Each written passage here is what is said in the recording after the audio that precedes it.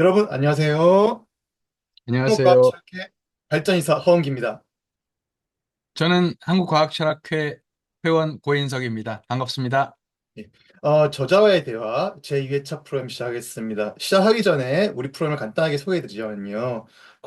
한국과학철학회 여러 훌륭한 선생님들이 계십니다. 그리고 이제 저자의 대화 프로그램은 이제 한국과학철학회 여러 선생님들이 저술하신 제작들을 유튜브 시청자들에게 간략히 소개하는 시간입니다. 그리고 오늘 저자의 대화 제2차 프로그램에서는 새창출판사에서 2022년 8월 출간한 인공지능과 로봇의 윤리를 다루겠습니다. 여러분, 요 책입니다. 예, 이 책입니다. 예. 그러면은 저희가 이제 시작하기 전에 여러분들 잠깐 우리 선생님 소개를 잠깐 하겠습니다. 예. 오늘 저희가 볼 책은요, 방금 소개해드린 바로 이 책이고요. 인공지능과 로봇의 윤리입니다. 그리고 저자인 고인서 선생님께서는 이제 서울대학교 물리학과, 그리고 연세대학교 대학원 철학과에서 수학하셨고요. 독일 콘스탄츠 대학교 철학과에서 박사학위 받으셨습니다. 이제 학위 논문이 대응과 상보성이라는 제목의 논문인데, 과학 이론의 변동에 대한 연구를 하셨다고 하시더라고요. 그리고 이후에 연세대, 카이스트, 서울대, 한양대, 세종대, 광운대, 전북대, 이화여대 등 여러 학교에서 강의를 하셨습니다. 현재 인하대학교 철학과 교수 겸 문과대학장 하시고 계시고요. 그 다음에 전 한국과학철학회 편집인이시고, 그 다음에 한국과학철학회 회장을 역임하시기도 하셨습니다. 이외에도 이제 국내 여러 학회들, 한국 화이트헤드 학회, 한국분석철학회, 한국생명윤리학회, 철학회 등에서 임원으로 활동하셨습니다. 주요 저서로는 과학의 지형도, 그 다음에 인공지능과 로봇의 윤리라는 책이 있고요. 지금 오늘 소개할 바로 이 책이죠. 이 책 같은 경우에는 2023년 세종도서 학술 부문 추천도서로도 선정됐습니다. 그리고 또 역서로는 그 에른스트 마흐의 그 아인슈타인에게도 영향을 줬다고 하는 유명한 학자죠. 에른스트 마흐의 역학의 발달이라는 책을 번역하시기도 하셨는데요. 이 책은 2015년 대한민국 학술원 우수도서에 선정되기도 하였습니다. 예, 이렇게 저희가 그 선생님 소개해드렸고요. 본격적으로 우리 시간 시작해보도록 하겠습니다. 먼저 이 책, 인공지능과 로봇의 윤리 봤을 때 사람들이 또 관심을 좀 많이 가질 만한 어떤 제목의 주제이기도 합니다. 특히 이제 점점 더 이제 수요가 많아지고 있는 것 같은데요. 물론 이제 이 책에 여러분들 혹시 책을 구입하시거나 구시하실 분들은 이 책에 머리 말고 오시면 선생님께서 왜 이 책을 쓰게 되는지에 대한 나름대로 어떤 동기를 설명하셨는데요. 하지만 좀 더 이제 저희가 이제 책 소개 시간이니까는 구체적으로 좀 가겠습니다. 어, 이 책의 그 저술 배경, 그러니까 사실 이 책은 여러분들 그 책을 뭐 읽어보시면 알겠지만은 인공지능과 로봇의 윤리를 구성하는 일련의 연구들을 모아놓은 책입니다. 말 그대로 일종의 논문들을 모아놓은 책입니다. 그런데 이런 일련 연구들을 시작하게 된 어떤 배경과 동기를 좀 말씀해 주실 수 있을까? 이미 머리말에 관련 내용이 있지만은 그럼에도 불구하고 좀 더 풀어서 말씀해 주시면 좋을 것 같습니다. 예. 네, 고맙습니다. 어, 뭐 여기는 한국과학철학회 회원도 계실지 모르겠지만 아닌 분들도 많이 계실 것이고 뭐 전혀 과학철학이나 철학과도 거리가 있는 그런 유튜브 시청자도 있을 것이라고 생각해서요. 이 책을 소개하는 의미에서 그 이 책 내용에 들어있지만 사회자께서 말씀하신 내용을 제가 생각나는 대로 한번 말씀드리겠습니다. 그, 2008년이었던 것으로 기억을 합니다. 제가 우연히 어떤 모임에 이제 초청되어 갔고요. 그 모임은 로봇 윤리 헌장이라는 것을 만드는 작업 모임이었습니다. 이미 로봇 윤리 헌장이라는 문건을 만들기 위한 작업이 상당히 진행 중인 상황이었고, 그,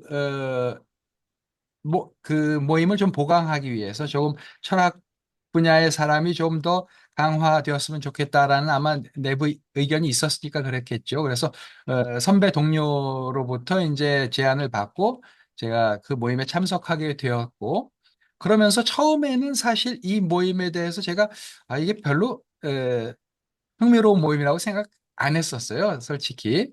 그리고 이것은 무슨 좀 아직 되지도 않을 이상한 상상을 하는 모임에 그러나 철학을 하는 사람에게 어떤 의견을 필요로 한다면 기꺼이 기여할 의사는 있다라는 생각으로 참여를 했었는데 이 모임에 참여하면서부터 제 생각이 상당히 변했습니다.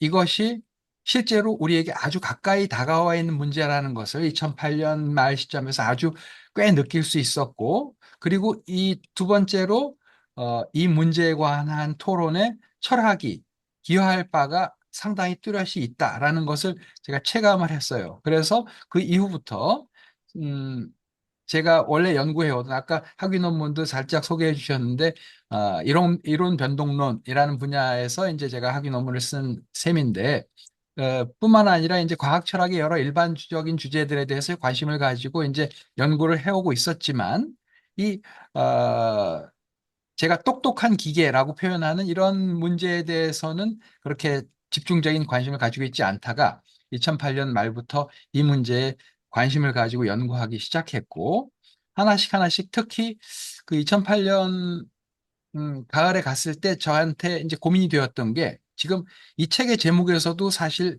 그런 애매성이 약간 읽힐 수 있는 것 같아요. 인공지능과 로봇의 윤리. 그런데 바로 2008년 가을, 겨울에 문제가 되었던 것이 로봇의 윤리, 그러면, 그게 로봇이 지켜야 될 윤리인지 아니면 로봇을 만드는 사람이 지켜야 될 윤리인지가 물론 어떤 의미에서 둘 다 해당된다라고 할 수 있겠지만 그것이 분명치 않아서 그 화법에서 부터 이렇게 논의가 아주 간결하게 정리되지 않는 느낌을 받았고 그런 어떤 시점, 퍼스펙티브, 시점을 정리하는 것이 어, 요긴한 일이 되겠다라는 생각을 하게 되었고 이제 그러다 보니까 도대체 인공지능이나 로봇에 우리가 어떤 존재론적 지위를 줘야 될 것인가라는 문제부터 시작해서 이런저런 이 책이 글들이 다루고 있는 문제들을 하나씩 하나씩 다루게 되었고 어쩌다 보니까 그 지금 사회자 선생님께서도 말씀해 주신 것처럼 여러 해에 걸쳐서 차근차근 다뤄온 문제들이 한 권의 책이 될 수 있었던 것으로 생각합니다. 우선 이 정도 말씀드리고 시작할까요? 예, 좋습니다. 예, 선생님.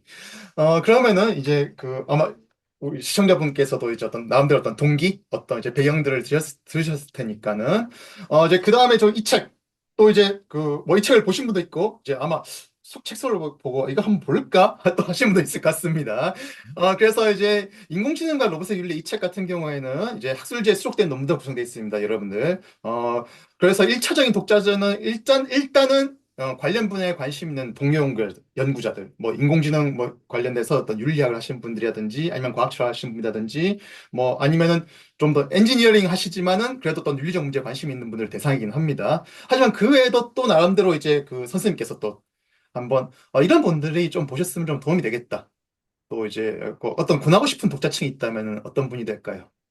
네, 예. 아주 좋은 질문, 명확하고 좋은 질문인데, 아쉽게도 그 좋은 질문에 대해서 저는 아주, 명확한 답을 가지고 있지는 않은 것 같아요. 아쉽게도. 그러나, 답을 하자면, 어, 저는 이, 우리가 지금 다루고 있는, 그리고 사회에 영향을 미치고 있는 이 기술에 우리가 어떤 방식으로든 참여하고 있다고 생각을 하는데, 그것을 적극적으로 그것에 대해서 결정권을 가지고 뭔가 프로그램을 만들거나 정책을 하시거나 하는 사람도 있겠고, 그렇게 적극적으로 공학이나 어떤 법 제도에 참여하지 않더라도 소비자로서 이제 참여하는 사람들도 있을 것인데, 저는 원칙적으로 이 기술을 이런 방식으로 다루는 참 서운한 말이겠지만, 막막한 말이겠지만, 모든 사람들이 한번 생각해보고 정리해봤으면 좋겠다라는 문제들을 이 책이 다루고 있다고 생각을 합니다. 그래서 아마도 많은 독자들이 이 인공지능과 로보틱스, 인공지능과 인공지능이 적용된 기계들이죠. 똑똑해 보이는 기계들을 우리가 끌어안고 살아가는 세상을 이미 시작했고 앞으로 더 깊이 그런 세상이 될 터인데 이런 세상에 관한 생각을 한번 정리해 보는데 저의 견해에 모두 다 찬성하지 않으시더라도 이런 고민이 있구나 하는 것을 느끼시는데 도움이 되지 않을까 하는 그런 기대를 가지고 있습니다. 예, 예. 사실 이제 이거 우리 뭐 인공지능 기술 얘기가 좀 다른 맥락이 전 같은 맥락이 생각합니다만은 음, 예전에 그 미국 대통령이었던 아이젠하워가 이제 그런 말을 음, 했더라고요. 전쟁이 너무나 중요한 문제이기 때문에 장군들에게만 맡길 수 없다. 마찬가지로 이게 어떻게 보면은 인공지능 기술, 뭐 로봇 기술, 그리고 이제 아마 선생님도 아시고 아마 지금 시청자들도 아마 이제 아시겠지만은 그 어제 지금 오늘 저희가 녹화할 지금 이제 10월 10일 하고 있습니다. 이제 어제 보니까는 그 노벨 물리학상과 화학상 수상자들이 인공지능 연구에 어떤 기여하신 분들이 선정됐더라고요. 어떻게 보면 이제 어떻게 보면 그게 어떤 뭐 중요한 분야긴 했지만 일종의 뭐 주류 과학이라기보다는 약간 좀 약간 사이드에 있는 뭐 좀 뭐 응용 과학이나 물론 이제 노벨상이라는 게 또 응용 과학에도 좀 주기도 했었습니다만은 또 좀 더 뭔가 거리가 먼 것처럼 보였던 이제 컴퓨터 분야였던 기술들도 수상되기도 했고 그래서 어떻게 보면 이제 우리 일상의 어떤 주류 기술로서 하다못해 저도 지금 뭐 글 같은 거 읽을 때나 쓸 때 이제 GPT 도움을 받거든요. 문장 이거 제대로 쓴 거 맞는지. 그래서 어떻게 보면 되게 밀접하게 된 기술이기 때문에 어떻게 보면 이게 소위 전문가들, 뭐 단순히 엔지니어뿐만 아니라 혹은 정책 전문가 아니면은 저희처럼 철학자든지 아니면 윤리학자들에만 맡겨두기엔 이게 너무나 중요한 문제 아닌가. 말 그대로 우리 전쟁이라는 게 실제 수행한 거는 군인들과 장군이라 하지만은 군인들과 장군 정치관에다 맡기는 게 과연 옳다고 볼 수 없는 것처럼 그리고 우리 자신들도 어떤 납세자들 시민들도 이제 관심 가져야 되는 것처럼 인공지능과 로봇의 윤리 물론 이제 여전히 논의할 거리가 많고 정리된 게 많지 않습니다만은 이 관련해서 사실 많은 분들이 왜냐면 나 자신 영향받으니까 그 다음에 주변 사람들 영향받기 때문에 관심 가져야 될 주제가 아닌가 싶습니다. 물론 저도 이제 읽어봤지만은 여러분들 어, 침대에서 편하게 읽긴 좀 힘든 책입니다. 좀 꼼꼼히 읽어보셔야 돼요. 예. 예. 하지만은 아마 저는 꽤 도움이 될 거라 생각합니다. 예. 예. 네, 좋습니다. 아주 좋은 적절한 아이젠하워 대통령의 말을 인용해 주셨군요. 정말 어디서 들은 것 같지만 듣고 보니까 다시 새로운데 인공지능은 너무 중요하기 때문에 인공지능 공학자나 일부 정책 결정자들에게만 맡겨두는 일은 대단히 위험한 일이 될 것 같습니다. 그 시민으로서 우리가 어떤 생각을 뚜렷한 생각을 정리하는 것이 아주 중요한 일이라고 생각되고 그 일에 약간이라도 이 책이 도움이 될 수 있다면 아주 제가 뿌듯한 일일 것 같습니다. 예. 전 도움이 될 거라 생각되더라고요. 예. 자, 그리고 이제 또 다른 질문입니다. 사실 어떻게 보면은 나름대로 문제의식이 제가 이제 이 책의 앞표지 말고 뒷표지가 나름대로 어떤 선생님의 어떤 문제의식을 보여주는 어떤 그 내용이 있는데 한번 좀 읽어보겠습니다. 완전 자율주행이 가능한가? 라는 물음은 외견상 기술의 수준에 대한 물음처럼 보인다. 그러나 저 물음은 예를 들어 로봇이 뒤공중제비, 백플립이죠. 백플립을 하는 것이 가능한가라는 물음과 다르다. 로봇의 공중제비에 관한 물음은 기술의 수준을 묻는다. 그 물음에 답하기 위해서는 오로지 기술의 현실만 살펴보면 된다. 성공적으로 뒤공중제비를 하는 로봇의 시험만으로 물음은 해소된다. 그러나 레벨 5에 자율주행이 가능한가? 그래서 레벨 5 자율주행차는 이제 사람이 말 그대로 탑승객, 뭐 굳이 말하자면 이제 거의 짐짝 비슷하게 아무것도 안 해야 되는 이제 그런 자율주행차죠. 라는 물음은 다르다. 그것은 기술에 대한 물음인 동시에 사회 공동체의 결단에 대한 물음이기 때문이다라고 했습니다. 저는 나름대로 이게 일종의 이 책에 그러니까는 우리 권서 선생님께서 이제 갖고 계신 어떤 문제의식을 좀 보여주는 걸 생각되는데요. 어, 이게 어떤 문제의식인지 제가 선생님께서 좀 더 음, 이제 구체적으로 설명해 주면 좋을 것 같고 특히 이제 예. 독자들께서 이제 어떤 점을 염두에 두고 이 책에 수록된 논문들 읽으면 좋겠다 생각하시는지 한번 좀 말씀해 주시면 감사하겠습니다. 예. 예, 아주 중요한 문제를 잘 짚어주셔서 감사합니다. 어, 유능한 사회자를 앞에 두고 있어서 제가 기쁜 마음입니다. 네. 그, 실은, 제가 이 책을, 이제 원고를 넘기고 나서, 이 새창 출판사의 편집을 맡은 분이 요 구절을 뽑아서 표지에 넣어도 되겠습니까? 라고 저한테 제안을 해왔어요. 그래서 보고서, 유능한 편집자군요. 라고 제가 인정하는 마음이 들었습니다. 실제로 지금, 허은기 선생님 말씀하신 것처럼, 아주 집약적으로 어떤 메시지를 표현하는 부분이라고 생각되고, 그 메시지가 금방 아주 쉽게 다가오지는 않을 수 있다고 생각해서 지금 시청자들하고 한번 조금 얘기를 해보고 싶은데요. 그 구절을 다시 한번 들여다보자면 제가 이 부분을 쓰기 얼마 전에 아마 뒷공중제비를 하는 사람도 하기 어려운 백플립을 하는 로봇이 이제 영상이 몇 달 전에 아마 나와서 야, 대단하다. 이렇게 생각됐던 것 같아요. 저도 제가 못합니다. 예, 우리가 2008년에 이걸 시작하고 나서 2009년 상반기에 이 로봇 윤리 현장이라는 걸 만드는 작업이 당시 표현으로 지식경제부가 맡은 작업이었습니다. 그 부처 이름이 계속 바뀌어서 het갈리지만 아마 지금 보자면 산업통상자원부 뭐 요즘 제가 부처 이름이 익숙하지 않군요. 해당되는 부처인데 그때 그 해당 과의 과장님이 나와서 이제 같이 논의에 참여하고 그런 일이 있었는데 그 과장님이 했던 말 중에 어떤 말이 있었냐면, 사실 저는 로봇이 잘 걷는 것만 봐도, 어, 그게 저한테는 더 중요한 일인 것 같아요. 이렇게 약간 지나가듯이 속마음을 말씀하셨어요. 지금 우리가 윤리 얘기를 하고 있긴 하지만, 제가 이 말씀을 드리는 이유는 2008년 시점에는 아직 로봇이 잘 걷는 것도 쉽지 않은 일이었다는 뜻입니다. 그런데, 2022년에는 로봇이 백플립을 하는데, 백플립을 로봇이 할 수 있는가 하는 문제와 아, 완전 자율주행이 가능한가라는 문제는 외형상 비슷해 보이지만 다른 성격의 문제라는 사실을 제가 언급한 거예요. 로봇이 백플립을 할 줄 아는가, 잘 할 줄 아는가 하는 문제는 로봇이 백플립을 하는 것을 보여주면 완결되는 문제입니다. 그러나 이른바 5단계 자율주행 혹은 완전 자율주행이 가능한가라는 말은 똑같이 가능한가이지만 기술의 수준만으로 완결할 수 없는, 만일 우리가 그러한 성격을 가진 자율주행차가 돌아다닌다고 했을 때 일어날 일들을 훌륭한 자율주행이고 인간 없이도 상당히 인간 수준을 넘어서는 운전이 가능하구나, 공학적인 수준에서 인정되더라도 그것에서 벌어질 수 있는 사태들을 관찰할 때, 그런데 그런 사태들은 우리가 용납하기 어려운 걸, 대단히 훌륭한 운전이지만 그러한 사태들이 일어나는 것은 우리가 아직 받아들일 준비가 안 돼 있어. 라고 생각한다면, 어, 기술의 완결만으로 완전 주행이 가능한가라는 물음은 다 대답되지 않는다고 생각이 되거든요.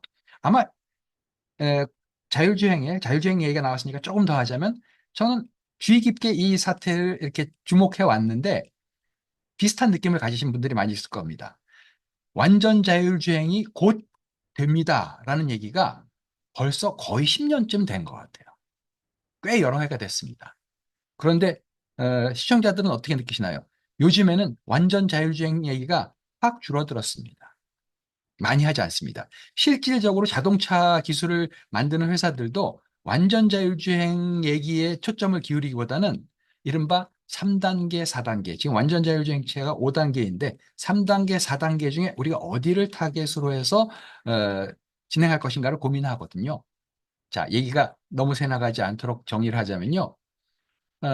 이건 아주 중요한 문제인데 무엇이 중요한 문제냐 하면 우리가 이런 새로운 기술, 특히 똑똑한 기계들을 다룰 때 이런 어법을 쓰게 되는 경우가 종종 있습니다. 이러한 똑똑한 기계가 우리에게 어, 해코지를 하면 어떻게 하지? 혹시 이러한 똑똑한 기계들이 세상을 정복해서 우리를 노예로 삼으면 어떻게 하지? 라는 식의 어법을 쓰는 경우가 가끔 있는데 저는 그것은 그 물음 자체가 잘못 설정된 물음이라고 생각을 합니다. 멘탈이 잘못 설정된 방식으로 지금 말하고 있다고 생각을 합니다. 무슨 얘기냐면, 어, 저는 그것을 결정의 문제라고 이제 뭉뚱그려서 말하는데, 우리가 결정해야 할 문제를 마치 밖에서 운명처럼 주어지는 것처럼 생각하고, 이런 일이 벌어지면 우리가 어떡하지? 큰일 났네. 어떻게 당해야 돼? 어떻게 이걸 겪어내야 돼, 대비해야 돼, 라는 어법을 쓰는 것이고, 제가 강조하고 싶은 것은 어떤 인공지능을 만들 것인가, 그것을 어떤 곳에 활용할 것인가, 인공지능을 활용하는 기계를 우리가 어떤 방식으로 생활에 적용해서 우리 대신 어떤 일을 하도록 할 것인가, 라는 문제들은 원칙적으로 우리가 결정해야 될 문제라는 사실. 우리가 결정을 하려면 숙고를 해야 되겠죠. 그래서 숙고하고 결정하는 일의 문제라는 사실 자체를 인식하는 것이 저는 아주 기본적이면서도 중요한 일이라고 생각해서 그래서 이제 이런 백플립의 문제하고 자율주행의 문제가 다르다는 사실을, 자율주행 5단계는 우리가 받아들일 것인지 말 것인지를, 혹은 어떤 조건 하에서 받아들일 것인지를 우리가 결정해야 된다는 사실을 강조하기 위해서 이런 비유를 제가 썼던 것이고, 어느 정도 전달이 되는지 모르겠지만 이게 사회자님께서 말씀하신 것처럼 제 어떤 목소리에서 중요한 어떤 바탕이라고 제가 말씀드릴 수 있겠습니다. 예. 이제 앞에서 저희가 이제 말씀드린 것처럼 이제 어떤 뭐랄까, 그 계속 연장선상인데요. 일테면 이게 단순히 기술적으로 뭔가 성취가 이루어지면 뭔가 받을 거다 이런 의미가 아니라 결국 이제 음. 우리가 그런 기술을 도입할 거냐 말 거냐, 쓸 거냐 말 같은 경우에는 사실 우리의 굉장히 복잡한 어떤 의사결정 문제고, 물론 이제 아까 제 선생님께서 이제 그 하나의 흔히 많은 SF에서 저 어떤 상상력 말 그대로 야 그 지능적 기계가 이제 우리 지배하면 어떡하지 이러는 것들, 이 질문이 사실 어떻게 보면 우리가 물론 이제 개인 수준에서는 어떤 그런 질문을 할 수 있겠지만 아마 우리 집단적 어떤 인간으로서는 어떻게 인간 공동체 입장에서는 사실 이제 집단적 인간 공동체에서는 는 우리가 어떻게 보면 그걸 결정하는 거란 말이죠. 말 그대로 하다못해 물론 이제 영화 얘기해서 조금 좀 적절한지 모르겠지만, 흔히 터미네이터 시리즈 같은 유명한 영화 같은 경우에는 사실 사람들이 그것을 도입하기로 결정했기 때문에 문제가 발생한 거지. 갑자기 하늘에서 로봇이 내려와가지고 문제를 일으킨 게 아니란 말이죠. 그래서 이제 우리가 어떻게 보면은 단순히 어떤 수동적으로 야, 이거 어떻게 우리가 대비하지? 이런 식으로 우리가 접근하기보다 이런 문제들을 어? 지금 우리가 어떤 식으로 행해야 될지에 대한 어떤 그런 관심을 가지고 한번 이제 우리 책도 마찬가지지만은 아마 여러분께서 어떤 인공지능 관련된 여러 가지 윤리적, 정치적, 사회 문제들을 고민해 보시면 더 좋을 것 같습니다. 예, 네. 좋습니다. 선생님, 그럼 저 또 다음 질문을 하겠습니다. 인공지능과 로봇의 윤리 이 책 같은 경우에는 제가 이제 쭉 이게 논문 수록 연도를 쭉 찾아보니까는 출판 연도만 따지면 2011년부터 2022년, 선생님께서 아마 앞에 말씀하셨지만 2008년부터 선생님께서 문제제기를 가지고 연구하셨고요. 약 10여 년간의 어떤 연구의 어떤 집합체입니다. 그래서 혹시 연구 과정에서 물론 이제 이미 선생님께서 어떤 생각이 좀 바뀌신 분이 있다고 말씀드렸지만은 연구 과정에서 인공지능 및 로봇과 관련돼서 처음에 가졌던 어떤 생각, 아이디어 중에서 좀 수정되거나 혹은 좀 더 발전된 부분이 있다면 어떤 부분일지, 그리고 수정됐다면 어떤 생각이 좀 수정되거나 좀 더 바뀌게 됐는지, 뭐 그런 아니면 그런 것들에 영향을 줬던 사건이나 어떤 아이디어가 있을까요, 혹시? 예. 네, 흥미로운 질문인데 제가 흥미로운 답을 드릴 수 있을지 모르겠지만, 괜찮습니다. 다행히도, 예. 다행히도 제가 이 일을 시작하고, 어, 제 생각을 발전시키는 과정에서, 어, 이런저런 책과 논문을 읽고, 국내외 논자들의 논절을 참고했지만, 뿐만 아니라, 실제로 저와, 의견을 나눌 수 있는 동료 중에 제 생각과 상당히 주제가 겹치면서도 대비되는 그런 생각을 가진 동료들이 있었어요.